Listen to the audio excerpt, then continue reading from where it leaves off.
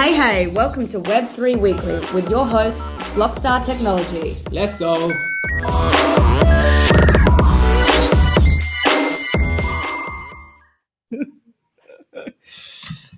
Hey everyone. Thank you for joining today for our 41st episode. Um, Today we have Kevin Lee joining us all the way from Melbourne. So I have today with me Craig, Charles, or Charlie, and Maureen. So today we're going to talk about a little bit about how metaverse and all the emerging tech, how that's really changing the education landscape for the next generation. So could not think anyone better than the team from the MetaKey team. So Kev, before we dive in, would love to hear a little bit about your backstory and how did you really get into be good at taking those selfies as well, mate? First off, thank you for inviting me on your 41st try. Love that I'm far down that list. Love the commitment. No, I'm kidding. We're hoping to get it right soon. Yeah, no, thank you. Because we did have a few mic issues with me before. So I'm glad you all figured it out. Happy to be here. Thanks for the invite. How I got started was the question, was it? Yeah, so pretty much a little bit of a backstory. Who's Kevin, and you're really killing it out there. I think it'll be really cool to know like how you have sort of transition from Web 2 Kevin to Web 3 Kev. Yeah, cool. I should probably reveal some stuff I haven't said on anything before. Should be very fun. That'd be cool. So I got into crypto at 2017, but let's go before that. I always was as a teenager growing up, I was very introverted and I really struggled to chat with people like in a team environment as well. And I studied like screenwriting and media, and I just wanted to be like into films and TV. But as I learned more of it at uni, I kind of realized, it wasn't that interesting and I couldn't interact with people as much, which is very surprising to a lot of people right now because, I am a bit social at times. But I saw that at the time there was this thing called YouTube really, it just kind of started and a lot of people were jumping on it. And for me, at least, it was like one of the first few times that it was like a new media, new future tech, and had all these things that never really was like available to normal people. They could just upload their own videos. So I kind of like pushed TV and movies away for a little bit, kind of went online, to try to dive into like YouTube influencing and vlogging back then. But back then it was a lot different. It was also, the purists and people were just recording videos for the sake of recording. Rather now it's a bit more corporate, which is fine. There's an entire business model and financial model behind it now as well. So from that kind of perspective, I always was like chasing, like adapting myself for future technology. And with that as well, with the own personal vlogging, it was like I found myself just getting a bit more confident. And, part of Web3 reminds me about that time as well, where everyone was just like, you don't really know what's going on. It's maturing very quickly. It's growing very quickly, but everyone still seems excited. Maybe not so much the last year or so. But yeah, that moved into that. Did a lot of odd jobs, casual jobs, and then moved into YouTube. And then eventually Web3 came along. And a friend told me about it. I thought it was a scam. Didn't talk to him for a while, and then popped up again as a Facebook ad about I think it was RMIT University or something. And I just clicked on that and I went down the rabbit hole and lost a lot of money during that time. But this is now my second bear market, and I've learned quite a bit. So yeah, as far as that's my little journey goes, and I've taken a lot of my confidence from previous hobbies and I've applied it to this one. So yeah, I just like to crack jokes when I can. Make people smile if I can. No, that's awesome, mate. That's awesome. So, so how did that Web 3? How did you decide? Okay, which part of Web 3 you're going to start with? Like, is it something that you naturally pick your what do you call your path that you want to follow, or did it just come to you, or how did that happen? Did it start from trading to what? How did that the next part work out for you? Yeah, so it's so interesting because, growing up in an Asian family, you don't really talk about investing. So this was my first exposure to like money and investing and everything that came with it, all the emotions, all the, looking at charts and everything. So what I realized was like when I first started trading crypto, I literally was just losing money based on the fees, the trading fees back then. And no one ever taught me this stuff. I didn't know, FOMO, hodling, any of this stuff, any of these terms, like the emotions they go through, being exit liquidity to anything. Never knew any of this stuff. So it was all new to me. What got me going was there was this blockchain called Steam. I think it's still around. It was like a social media platform, but you get rewarded like every like equaled like a cryptocurrency vote. So Yeah. you get a bit just by like posting videos or blogs, and that's kind of how I started connecting with people. And then there was like they eventually hard forked to another blockchain. Whole different story. Don't want to get into it. Story, but don't have enough time. Yeah, and then went to a crypto event. I think the first crypto event like a year or 2 years after that overseas, and just met people for the first time. And I was like, whoa, this is sick. It's just like Yeah. people just like so future tech ready, but they're talking a lot of stuff I don't understand, but like I kind of like that as well.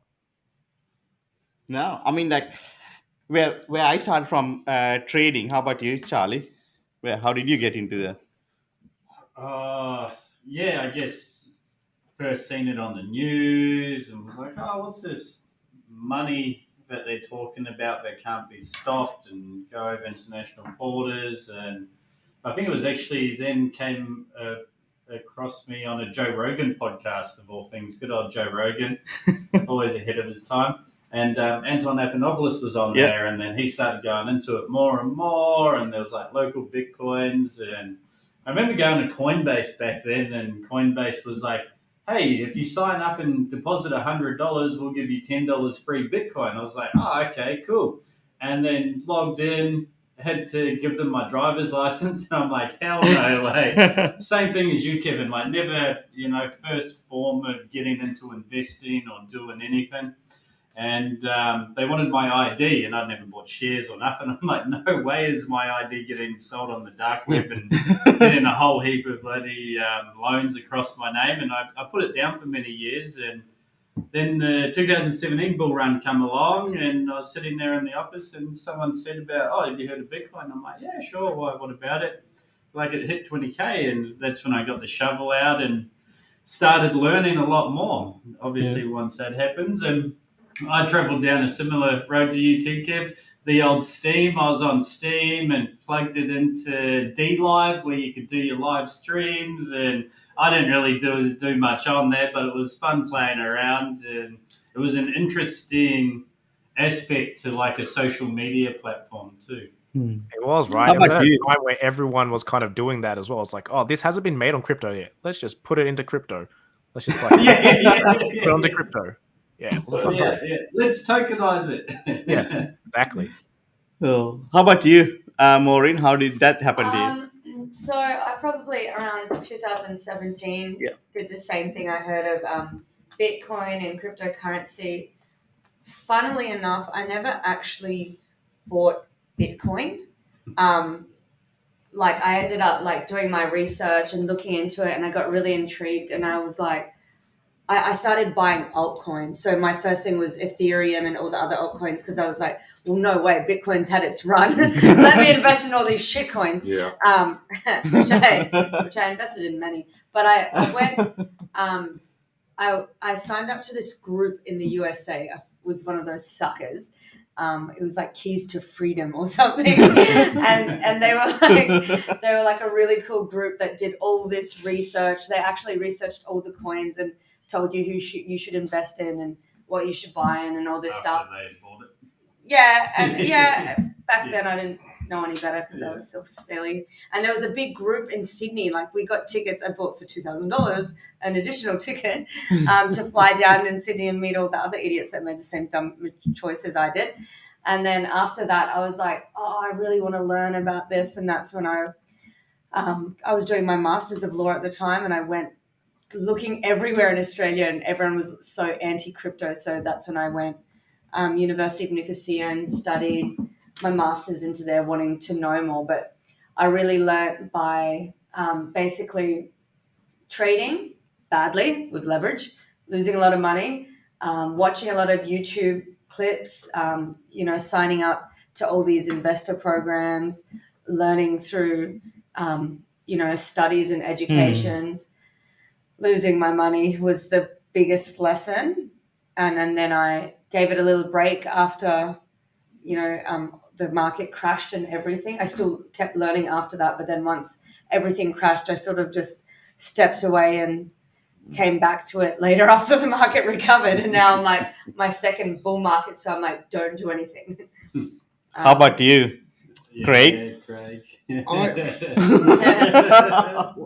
For some people, I think that we've touched on it was like, the crypto or the investment side of it. Mm-hmm. For others, the main draw card might be NFTs. I want to Yeah. say there. Oh, yes. And while, yes, I get NFTs, I think there are specific use cases for them and not necessarily, there's a lot of projects out there that probably don't need to be there. But for me, it was actually blockchain itself and the use cases for it that interested me. Okay. What was the first token you purchased, Greg? Besides Ethereum? Besides Ethereum? I don't know. I'd have to go. Shit. I don't know. No, I don't know if it was, but I do still hold, yes. No, he got, yeah. So he got the dongs. Yes. He got the dongs, right? Yeah, there were dongs, DAI, you name it. There was a whole heap of stuff that we were playing with, but no, yeah. I mean, that being said, yes, I do own quite a few million tokens of different types.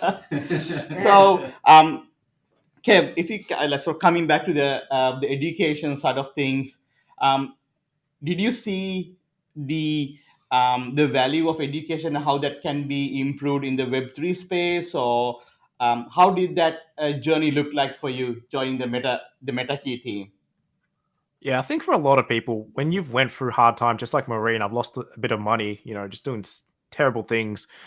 Not terrible. I'm saying you did terrible things, but I transferred the wrong amount to a different wallet. Like no one owned that wallet, so I could never get it back. And it's just one of those things that doesn't really exist in a normal Web2 setting. So for me, a lot of the education is I had such a bad start to it. I wish everyone else didn't have that start. So part of that is trying to help people on board and make sure they have the right resources, but it's also very difficult at the same time because everyone has their own motivations. As we're hearing from across the table, people started for different reasons. I get very sucked in by the innovation side. So I'm just everyone's, it's not about the money all the time, but then sometimes it kind of is when you kind of realize, especially these markets, things like Pepe Coin just shows how quickly people will dump things just to get some money, quick liquidity in.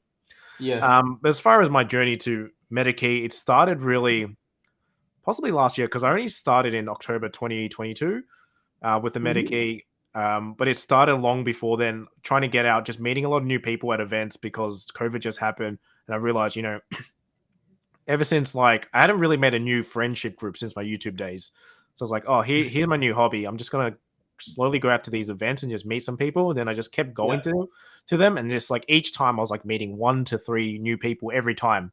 So just kind of combined together, kind of compounded together. And then I met some really cool people along the way. And then obviously Maddie and all that, my first NFT Melbourne event, he was there and he was actually one of the people I met there. One of my old friends as well is co-founder of the MetaKey. So that kind of helped as well because they don't just hire everyone. There's a certain type of criteria. And they just, what helped me as well was I was using my LinkedIn and Twitter as a way to educate people as well. As I was learning, I would post what I was learning along the way so other people could learn. So that kind of just fused it into Meta Academy, which they were really looking for someone to kind of lead that up because it is kind of like a YouTube platform, but it's also Web3. So it's super niche. And I look at it now, I'm just I got kind of thrown in the deep end. It was I'm starting. Here's 3 weeks before launch and all these things were still up in the air, but we made it happen. It worked, did the things. And happy about that. And it's been smooth sailing since then. And now I'm also helping out the Metaverse side as well. So super interesting. Cool. Before we jump into Metaverse, I just want to get a little bit of understanding. When you say you got thrown into the deep end, I had to say I learn by that getting thrown into the deep end, but not for everyone. That's not everyone's cup of tea, and a lot of people it can have sort of negative impact as well. So how did you were you always someone who would just learn at that type of experiences, or is it the first time, or how did that happen for you? Yeah, so for me, like when I'm stressed, I stress eat. That's the first one, and I don't go gym, which is a bit different. But it was more that it was just a brand new company of all these new, and it was like I came from a company that probably had like 6 people in the office, where this was a fully remote job, and there were already strong departments, obviously with strong relationships, and I'm like a very, I can be a very loud, outspoken character at first. So for me, it was about like chilling, relaxing, understanding what all this is. There was a big like process behind, even applying right now to become a meta guide, which are the people who create the courses. There's still a bit of a process behind that, but I feel like we finally locked it down. There's just a whole lot of like, I guess, direction that needed to be taken. I didn't want just to focus on cryptocurrency and NFTs always. I wanted to focus on everything else, like events, DeFi, all the different aspects of it. So it was just kind of learning on the go as well. But I do prefer if there's like a bit of a plan to it.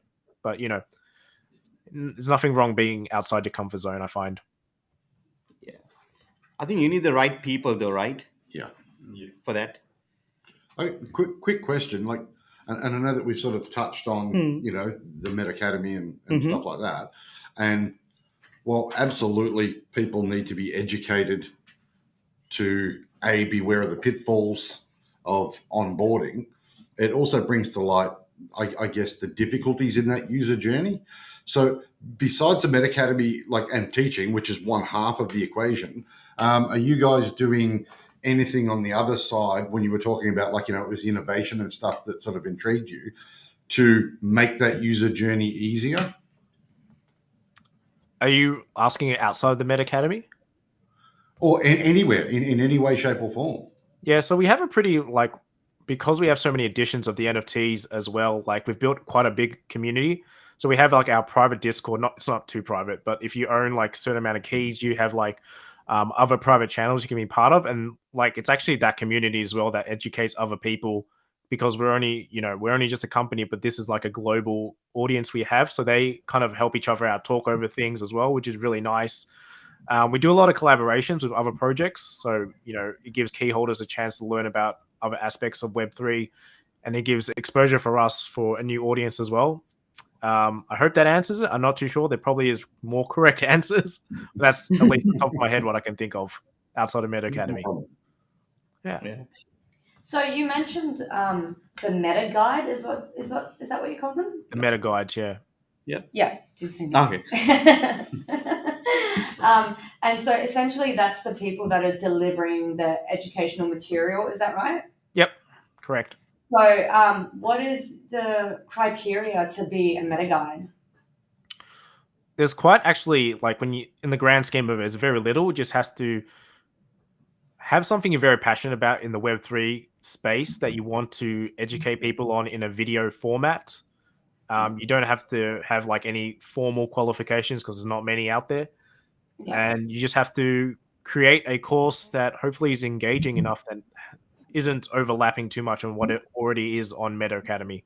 But I am finding that, for a lot of people, this is the first time they're creating a education course, or B, even talking to a camera. So it can be quite difficult. And we try to make it as easy as we can, by taking on the editing, giving them pointers across the way, helping them with the course outline and some of the scripting if they need, things like that. So were you actually asking, do you need to have lost this much money in altcoins? Oh, well, I qualify then. Yeah, okay. No, we don't colors. Yes. That's a good one, though. I might suggest that to the team. So, what kind of categories are you going to focus on? You said anyone that's passionate about Web3, but what are we really talking about? Are we talking about altcoins? Are we talking about blockchain in general? Are you planning, in the future to expand in all sorts of categories cooking, legislation, baking, cooking, unrelated, but do you know what I mean? The regulatory compliance sector of it all, and the changing landmines and all of that stuff. Are you going to expand on what topics you'll be teaching, or is it meant to be a very basic level, high level introductory course? So right now it's a really it's already kind of expanded already. We have like behind the scenes stuff, we have event stuff as well, a few on regulatory, but it's very hard to kind of set that up at the moment. Yeah. It originally started as like anything type of like a bit of a Udemy, but I think we've just been like, okay, let's just make it completely Web3. So you can do cooking as long as it's some form of Web3 cooking. I'm sure there's something out there. There you go. Web3. All right. What is it? Yeah. Magi NFTs? Me 2 minute noodles, Web3, That's it. creation of NFTs. I don't know, something like that. Yeah, so there is, I'm sure you know, like it's a broad scope, but pretty much anyone who's passionate about something about Web3, and it could just be a case study if you wanted to about a certain project that you think would be very advantageous for other people to know about, or just, you know, something that they should know about but maybe shouldn't do or invest in, then yeah, I think it's pretty cool that they can just try anything. So they're quite small little, are they like just little videos, micro things? They're not like full courses or micro credentials. It's just maybe sharing little bits of knowledge. Is that what you're going Yeah, for? it's changed over time. So originally we had, you know, there was a very strict, it must be 5 videos, it must be 10 minutes each. But now we're trying to just focus it a bit more, make it a bit more compact. So like one video, have like one video, explain what your topic is and fit as much as you can in like a 10-minute segment. That should give enough broadness to it. So we have a bunch of topics, which has already been, that just actually just started this week. So it's already happening. So looking forward to it. See how it all goes. Who knows? We have tried. We do have one. So Maddie had one. There's about 100. I think it's 113 videos in one course. Wow. That's what you're into. But no, we changed that. We split it up into like 8 different courses. Okay. So, Kevin, the Web3 like ecosystem moves and changes like at a ridiculous rate. How do you go about keeping up and keeping people informed with, like, you know, the latest thing? That's a good question. It's so difficult. It's right now. It's okay because it's the news is very little, and the big news normally you just see from people on Twitter. But what I like to do is I keep little tabs throughout the week, you know, on LinkedIn or Twitter or sometimes email lists as well, and just make little notes. Normally, it's when I see like 3 to 5 people start talking about it or posting about it. That's when I know, okay, this must be pretty big. And then there's a bunch of websites I always check, like Decrypt, CoinDesk, Cointelegraph, TechCrunch is great as well. Like these are really great resources to get a bit more, I guess, of an objective look, because Twitter can be quite subjective, but it's also one of the best places to get like real like alpha information the first time you ever hear about it, and official from accounts as well. So I guess it's like Twitter, LinkedIn, emails, and a few websites here and there. But in a bear market, you don't have to pay too much attention, where when the bull market comes, it's like every day, if not, you know, every 2 hours, you got to keep checking. You don't get sleep. Everyone kind of knows that. 24 hours of consuming as much as you possibly can. Yeah, and it sucks for us here in Australia, right? It's like all the good stuff happens at 3 or 4 a.m. Yeah. It's not fair. Yes, those minting windows. Kevin, I just want to know, can you please tell the audience how would someone, you know, how would you onboard someone to Meta Academy? So what does that process looks like As a user? as a user? Yeah, sure. So the cool part about Meta Academy is you don't even need an account. You can just watch the videos there if you want to. The magic comes when you quickly make an account, and it's as simple as a username password situation. You can connect your Ethereum digital wallet as well if you want to, because every time you watch a course with an account logged in, you actually receive points, which then you can trade for NFTs at our store and completely gasless on the user's behalf, which is really cool. It's like this could be the first time they ever interact with an NFT, and they get to do it for free in like a kind of like safe environment as well, which is great. No, that's awesome. I think. Yeah. Oh, sorry. And so, I may have missed this part, and I'm sorry if you've already explained this. Do your NFTs, are they like collectible items? Do they have utility? What's the plan with the NFT for the future? The MetaKey NFT. Yes, are those the ones that they collect through points? Yeah, no worries. So they started off as a Genesis collection. I think it's about 250. I think they sold out almost straight away. So then they've got 3 more editions since then, with the fourth one having, I think, 7,500 in total. But what it always was, and it was one of the first ones to do it, if not the first one, where it acted as more of a membership rather than just a PFP. It's not actually a PFP at all. It's all four meta keys are animations, anyways. So they act as like a membership. So it gives you like access to all these other projects that we have collaborations with, and they're, for an example as well, they're also used internally. So they'll be used in the game, New Ganymede. They're already used in Meta Academy as well. So if you have a meta key, it doubles your reward points as well, which we've seen like a lot of people love doing. And yeah, it continually gives value, which I really like. It's not like so prevalent on just being like one digital identity, but it gives like a bunch of things. I hope that answers your question. Yep, it does. You got any questions, Charlie? Before I go into Yeah. I was going to say, Kev, have you got any videos up there? And what is one of your favorite videos on Meta Academy? I haven't got one personally where I'm just like this, where I'm just like talking into a camera. I've got ones under my profile, but they're mainly ones to do with the team. So we have one, the RRL event. So when we sponsored CX3 this year, we have a video about that. We've got one for NFT Melbourne that happened this year. We've got mine and Maddie's Meta Academy Twitter space that's up there as well, which is kind of cool, right? It's just like, oh, this is something that normally is just on Twitter, but now we can put it on our own platform and people can earn points from that as well, which is really nice. Yeah. But I will start doing like videos very soon, just because it's just, why not? I know the process and I can approve it as well for myself, which is great. That's even better. Kevin, did you say the meta guides? So on the flip side, so the people that attend the little videos get points. What about the meta guides? Or are they getting paid for it? There is a system where later on, it's not going to be now anytime soon, where they do get points for that as well, being a meta guide. But one of their biggest thing is they're allowed to upload their own NFTs into the store. So right now, like no normal user can do that. Right now, it's only the meta guides that can upload the NFTs to the store. So that's like their big thing as well. And they get put into a pool of content creators. So if we have like, say, companies want to create their own courses, but they don't have their own content creators, then we can pull from our meta guides as well. And we can show them examples. Hey, we think this person might be good for you, good fit for your course. Yeah, things like that. And sorry, to answer Charlie's question, I really like the RL ones because it just shows a different side of Web3, and also a few of the case study ones, like the artifact one, I thought was really good as well. Yeah, that's pretty cool. Artifact ones. Yeah. Yeah. Is it secure? Huh? Is it secure? Secure's got a couple in there too. Yeah. It's great.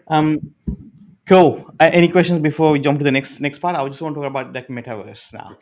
No, you do that. Yeah, cool. All right, Kev.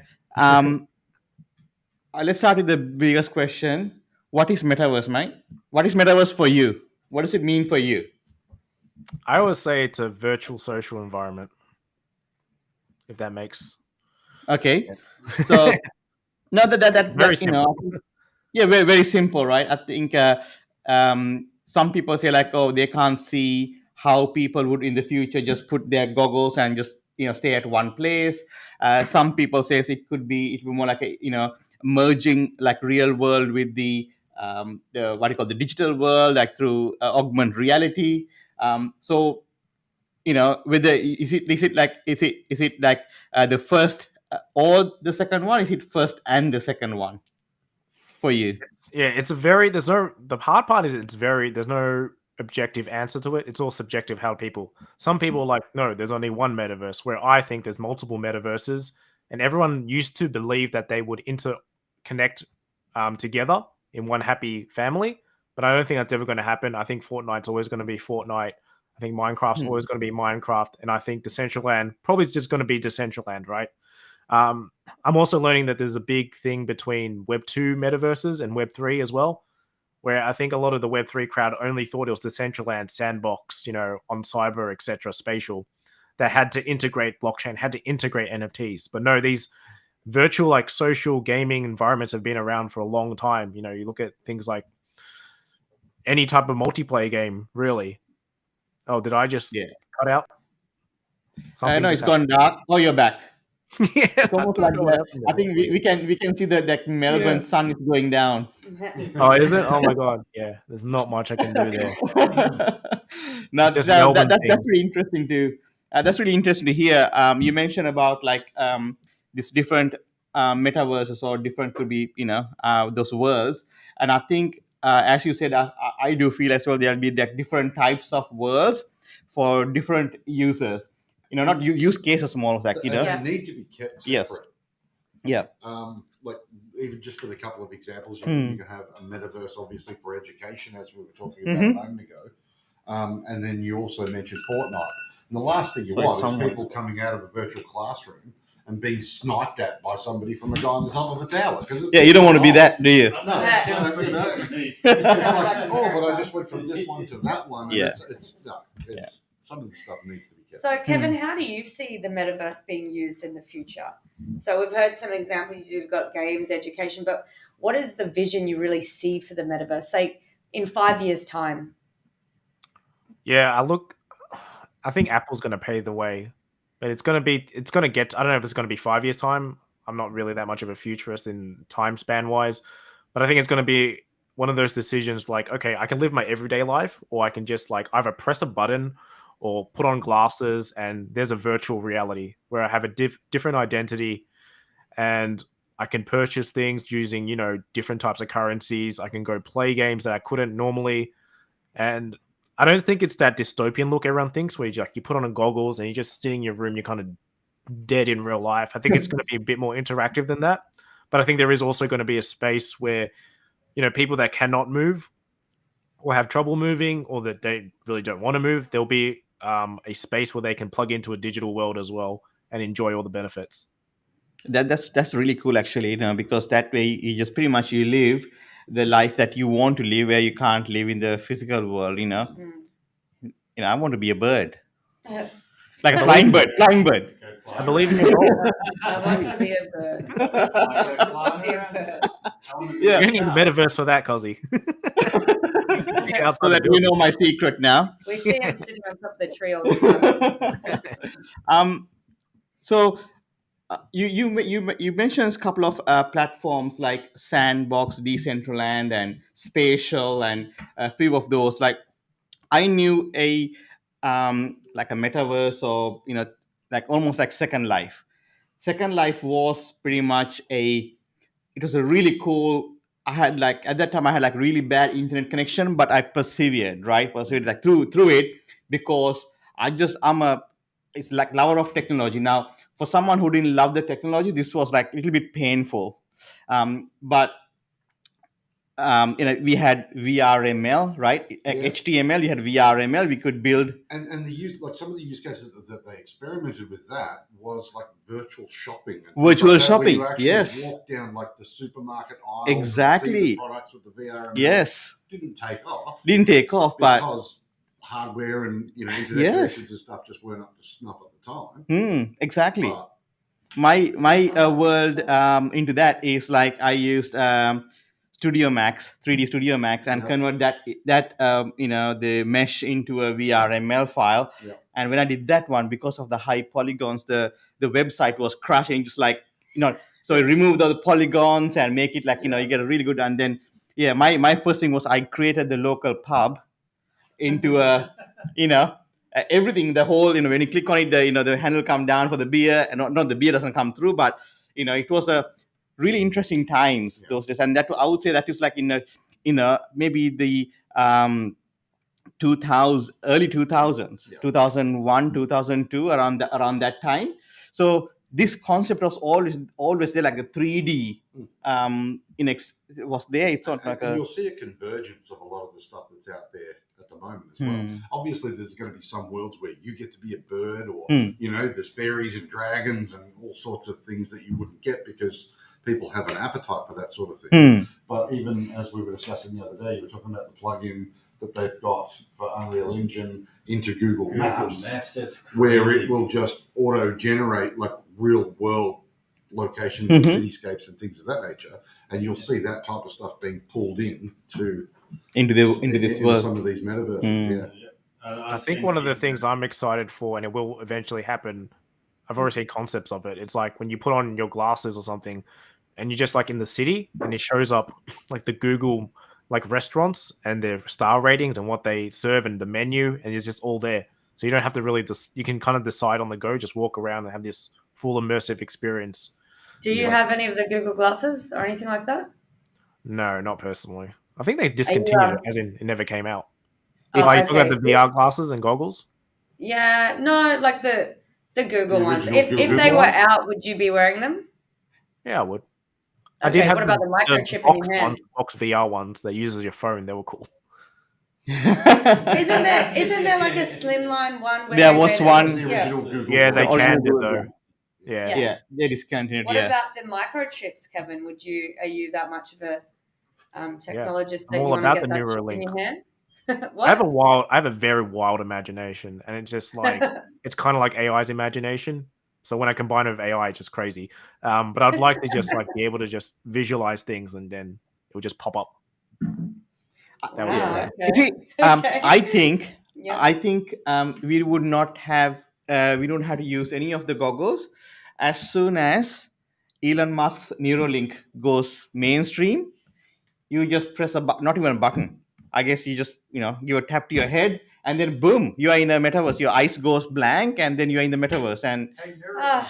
yeah, best So thing ever. romantic, isn't it? Isn't it so romantic of an idea? I think a lot of Wow. Black Mirror. It's gonna happen, Yeah. and Okay. You called it here, Cosy called it. that's it. You know what? I think I have a feeling that would really make without having any hardware whatsoever.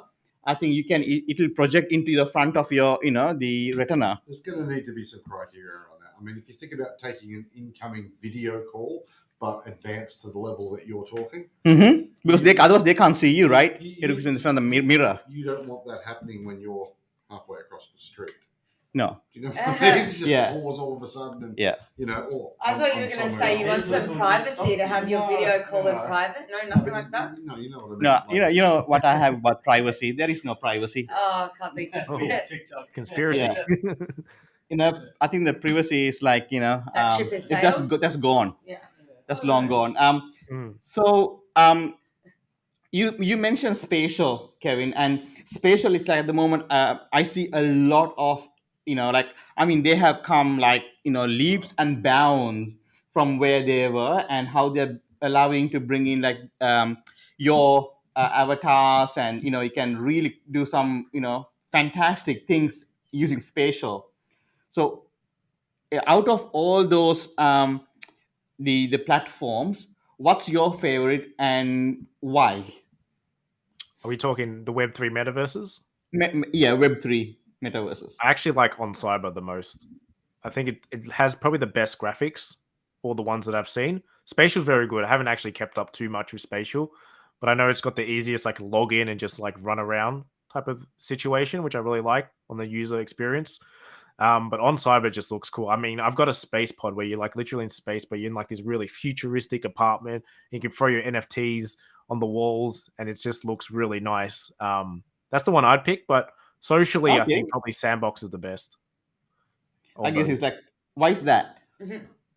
for Sandbox, I think because Yes. there's a lot of like obviously Snoop Dogg and all that, but there's a lot of celebrities. They have big partnerships. Paris Hilton recently, and a few other big ones. And they just keep going. Where I think maybe potentially Decentraland has slowed down. I'm not 100% on top of it. And Spatial I just haven't kept up far enough. There's probably more that I haven't thought about top of my head, but they're kind of like the main four. I think as far as Web3 goes, metaverses. Then Web2 like Roblox and Fortnite are really good as well. Yeah. And Minecraft. So you guys did some work with the Australian Open as well, right? Can you please give the audience a little bit of whatever you can say to the audience? If you can shed some light, that'll be awesome. Because I mean, like, given the Australian Open is such a traditional brand, and they were like really Ridley has been like really spearheading that with the support of the Tennis Australia, and would love to hear what your experience has been and what was what did that journey look like for you guys. Yeah, unfortunately, I can't speak too much about it because that happened way before I came in. But what I can remember is they gave a whitelist to the MetaKey holders for the mint of the AO ball, and I think all of them got minted out within an hour.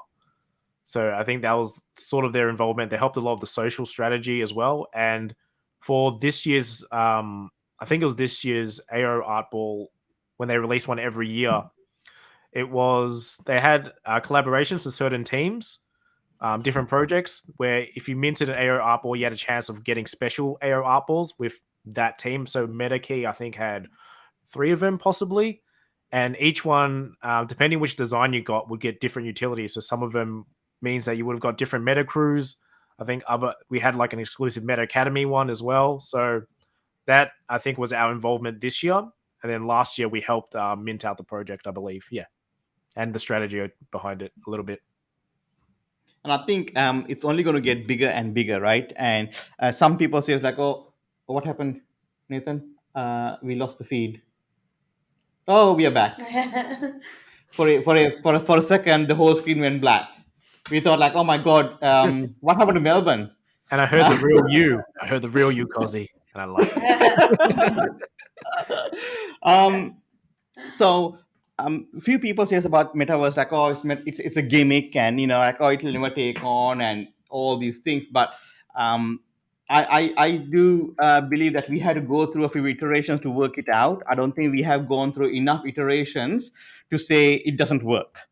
I think we are like in the same thing, like how the SEC doesn't see the value of crypto, or maybe they see the value of crypto and they're a little bit scared.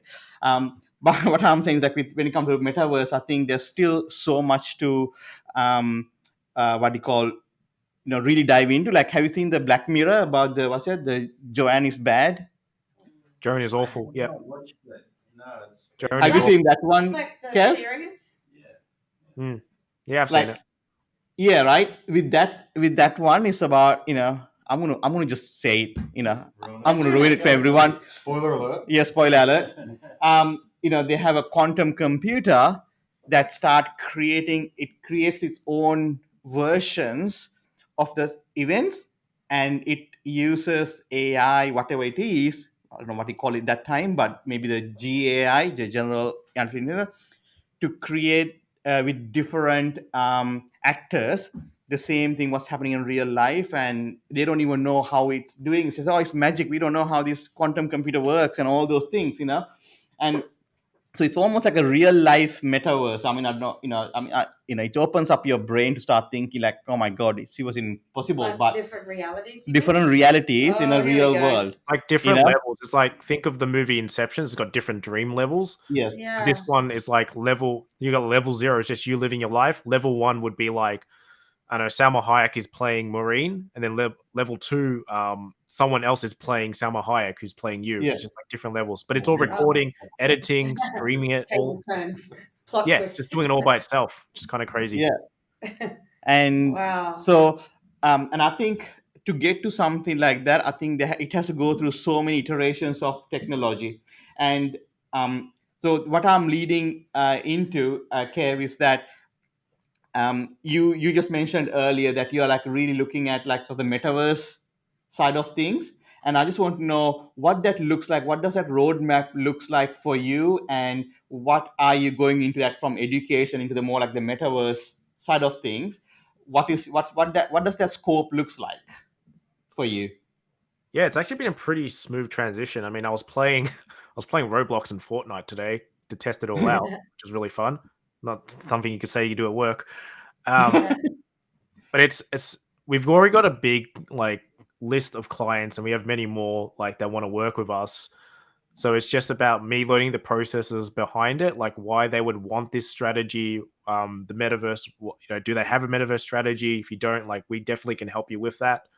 But any type of like Web3 involvement, we're happy to help and give build outs essentially. Like if you want a digital twin, you want your physical building to have like a virtual building or a virtual event, we can help with that as well. And just generally try, I guess, onboard you to the next, like, future, really. It's like getting you ready before everyone else gets ready, before Apple's Vision Pro hits. Like, you already have a plan, you've already tested it, you've seen what works, what doesn't. And it's about getting like that. And my role is just becoming like another person to help out with that process and try to take on some clients. So you keep mentioning that you think that Apple is really going to be the leader in this field. What gives you that? Impression. That such a strong impression in their work. Like, what is leading you to that conclusion? It's just Apple. It's just Yeah, I think since the iPhone, it's like they're normally not the first ones to do it, but when they do it, they kind of perfect it and they make it popular. You look at the iPhone, smartphones were out before then. You look at the iPad, tablets were out before then. Now you look at the Vision Pro, and even such things as like the AirPods, right? And taking things out, like taking out the headphone jack. People thought they were crazy, but then all of a sudden now we're all using Bluetooth, and we don't actually need to use it as much anymore. You know, they were super early adopting USB-C, arguably too early. They're probably like 2 years too early. But even now, you know, you see a lot more companies moving to USB-C rather than keeping it to USB-A. So when they do decide to do it, and it seems like they've taken a completely different approach to everyone else, which has been mainly, you know, VR is metaverse, it's gaming, where they've done, no, this is social. This is like our lives as we know it, your ability to start a, you know, to interact with your life already and do things and enhance it. I think it's, yeah, when it comes out, the first one will have a lot of problems, but potentially in the next 5 to 10 years, it's going to look really nice. And, you know, someone mentioned to me the other day, I think it was Ryan from Bread Brothers, and they were like, there's not strong. I'm just taking speculation now from him. There's a chance that most people will stop making metaverses and go start making it on iOS, their VR equivalent, their Vision Pro equivalent, because that's what everyone's actually going to be using. But all these other metaverses are like stepping stones to take it. Yeah. Wow, that's gonna be interesting. Yeah. Okay. Cool. And you guys are working with some really big brand names like around the world. Like we were at the CX3 event, myself and Charlie, and we got to listen to Matthew's presentation as well while we were there, and hearing to that presentation and knowing what you guys like and who you have partnered with. You got some really good strategic partnerships. So, you know, these partners, these brands, they are not just someone who just wake up in the morning and decides, okay, yeah, we're gonna do a metaverse. Let's do like sandbox. The people like that. They have a reputation. Some of, not some, I think most of them, and all of them, probably all of them, have a proven track record of like history of going out there doing big things, great things, and cutting edge as well. And seeing them coming into the space and doing the metaverse related projects when no one is touching it. I think when I saw it, I'm like, oh wow, I did not know this was happening. And in your, I don't know whether you can talk about this, but can you tell us, like, give us a little bit of understanding, okay, which part of the world at the moment, like if you had to pick one or two places, where are those places at the moment that, like, really hot when it comes to metaverse projects? Yeah, so we recently partnered with KPMG Saudi Arabia, and I think Microsoft as well, to be like their metaverse partners, or the equivalent of it. So I would say like the Middle East is currently like the hotspot because they've dived quite deep into cryptocurrency itself and all different aspects of it. Although there's different regulations, they don't really mess around with like DeFi at the moment, but they are heavily supporting metaverse, and they have a big conference there. I think it's called Leap, which some of the MetaKey team were at. So I see that place as really, I guess, booming or being the hub right now. But, we've seen clients that I can't talk about, but like just across the world, all the main, the main players of that normally would be in a normal Web2 setting, they're starting to get onboarded as well, which is exciting when it finally gets, I guess, we announce it. So, Kevin, how big is the MetaKey team? I think we're about 45 now. I think we started the year under 40. Wow. And we want to double that by the end of the year. So there's a lot of, there's a lot of and different. And is that spread out all over the world, or are they mainly here in Australia, or where? Yeah, so like half the team is about located in Melbourne. But then again, our job is fully remote, so you could work from anywhere really. And then the rest is spread out across the world. We've got people from like the Americas, Canada, Europe, Asia, etc. So it makes this very interesting. Like sometimes whatever time it is during the day, there's somebody working, which is really nice. Yeah. Oh, that's cool. I think brands. Do that. I think brands give that the partnerships you're going with and strategic partnerships. They're going to be one of the next big movers coming into the next bull run, whenever that is. It's my thinking would be games and big brands moving into this sector after they've had a taste, they've seen what can happen.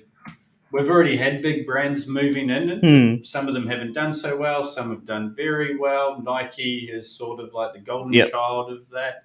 And yeah, I think we're going to get, once the big brands come in, there's still going to be small people, startups doing their thing, but it's going to validate for the everyday person that you walk down the street of, an NFT. Oh, that makes sense to me now. I understand it because I've had Nike or whatever else. Yeah. I mean, NFTs aside, though, the metaverse should not be dependent on a bull run. Yeah. It's just merely... No, it'll be its own. That's exactly right. So, I mean, anybody that's in there now is just, I guess, getting a head start on everyone else. Maybe the metaverse is just the game that keeps updating rather than releasing a new version. Yeah. I mean, that's theory the other day. Where did we hear that? I just made it up. He's a visionary. He just came up with it now. I think that's the common misconception is like people just think Metaverse is only Web3 enabled, but it's been around for decades. Any type of virtual social space, as soon as the internet got released, that's a Metaverse, right? It's a virtual environment which you can work socially interact with people, and that never really goes away. In fact, it's probably getting stronger, really. More people want to interact with people since, COVID happened. So maybe Web3 Metaverse, who knows?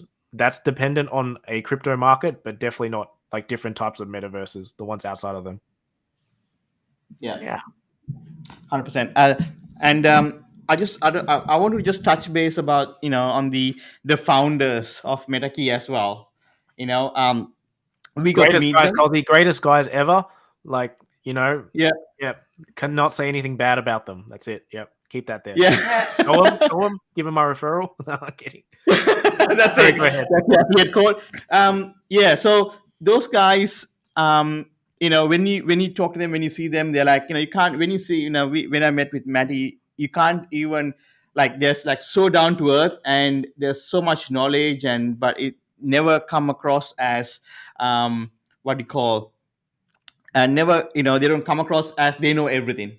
It's constantly, from just talking to him for about, half an hour that night, I realized like, oh my God, the depth of knowledge that he has and being in that space and especially like doing things and have a proven track record, that means a lot than just, speaking one's mind, They're amazing to be working with. They're so humble and like chill, which is very hard to find in founders, especially, the amount of success they've had. They like to do things before other people do it. So you think about a majority of these Web3 NFT projects that started as NFTs, most of them have never pivoted out.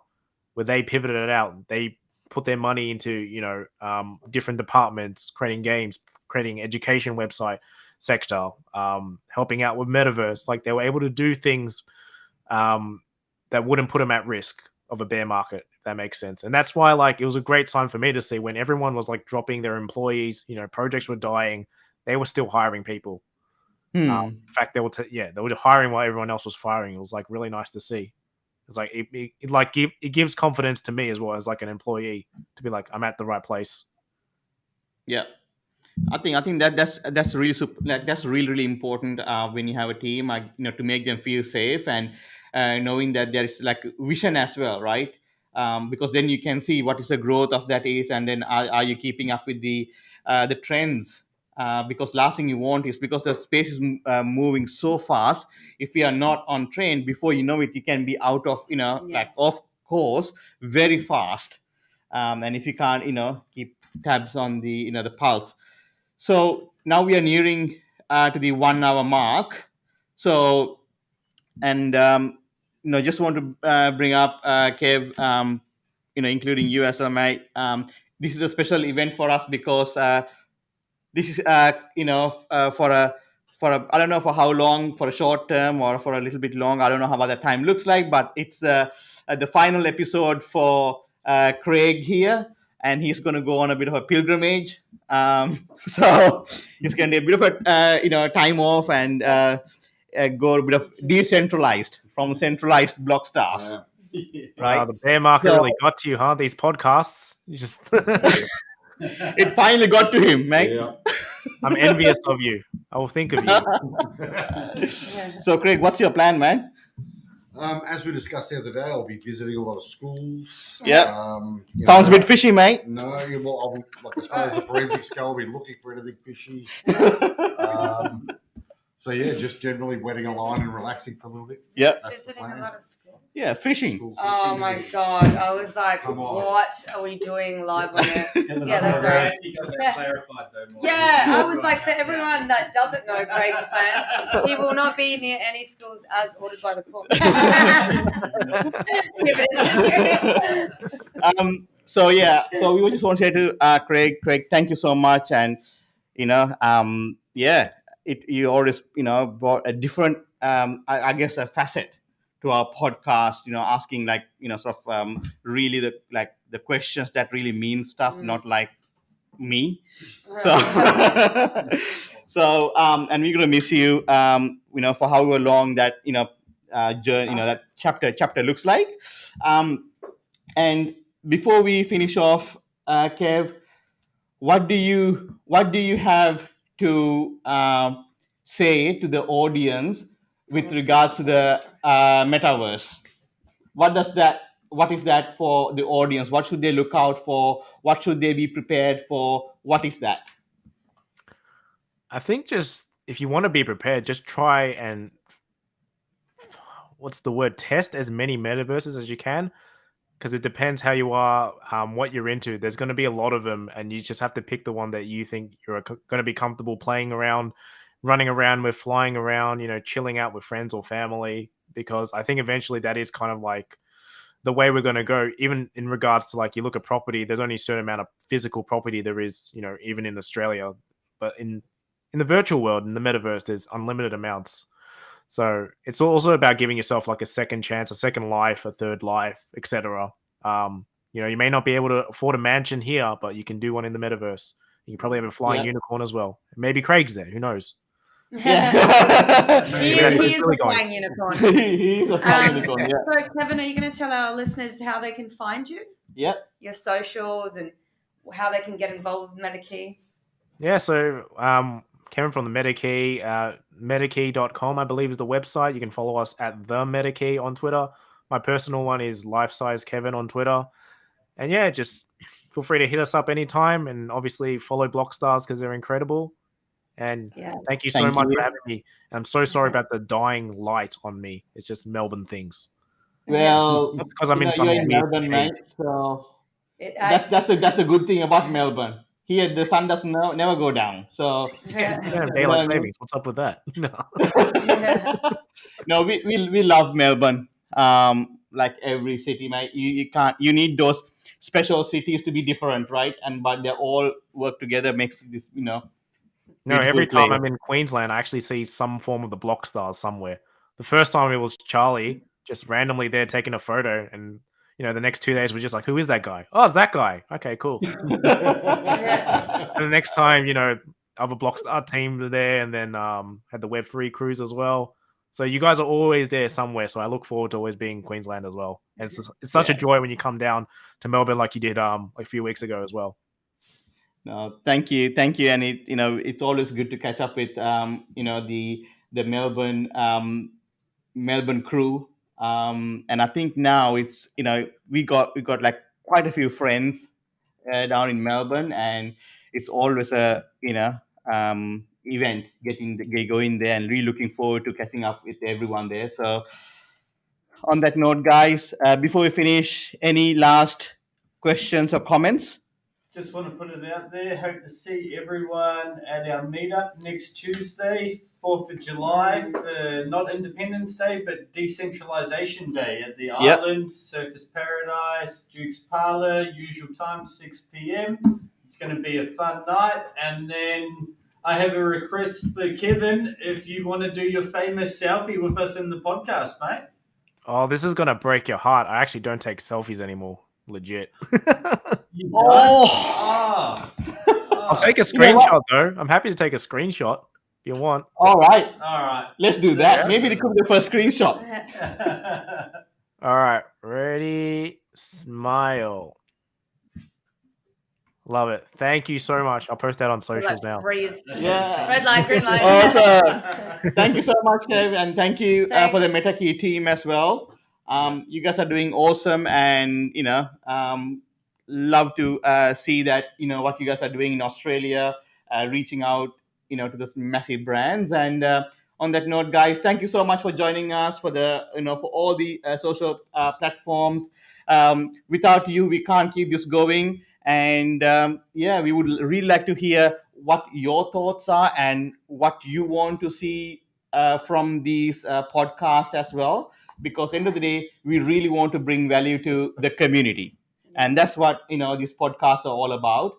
And we would like to hear how we can even improve. We are constantly learning as a team. So on that note, thank you so much, and we'll see you next week.